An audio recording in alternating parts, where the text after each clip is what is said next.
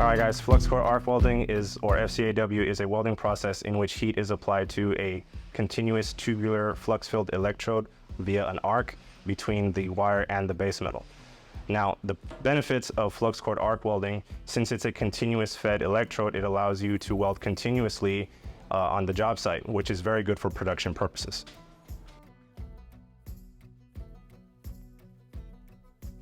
All right guys, to get set up to weld with flux core, you want to make sure you have your wire feeder, your drive rolls, a booth if you're welding inside of a shop, as well as a fume extraction system. You need your gas bottles if you're doing dual shield flux core with the welding gas. So that's going to need a gas pressure regulator, a flow meter, and all the connecting gas hoses and connections.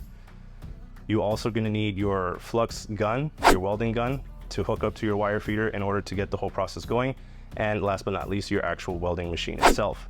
Once you get hooked up, you can get set up in the flat or 1F, 1G position so you can get started and start practicing. All right guys, as far as techniques go for your welding process, especially in the flat position, your 1F and your 1G, you want to make sure that you're not too far away from your workpiece. Your nozzle for your welding gun isn't too far away from your workpiece. And when I say too far away, I mean more than an inch, inch and a half. You're getting too far away. Your shielding gas isn't making it to your workpiece.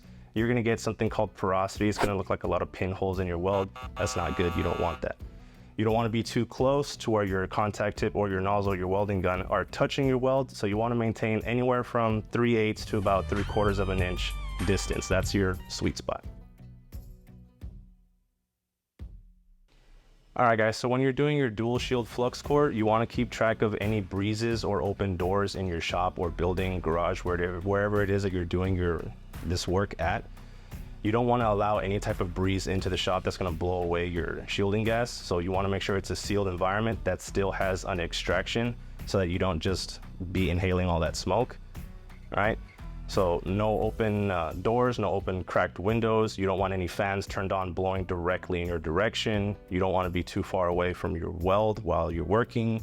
You don't want to be sitting in a puddle because electricity and water just don't mix, guys. All right, guys, I hope that was helpful for y'all. That's it for today. If you've got any questions or comments, leave it down in the comment section.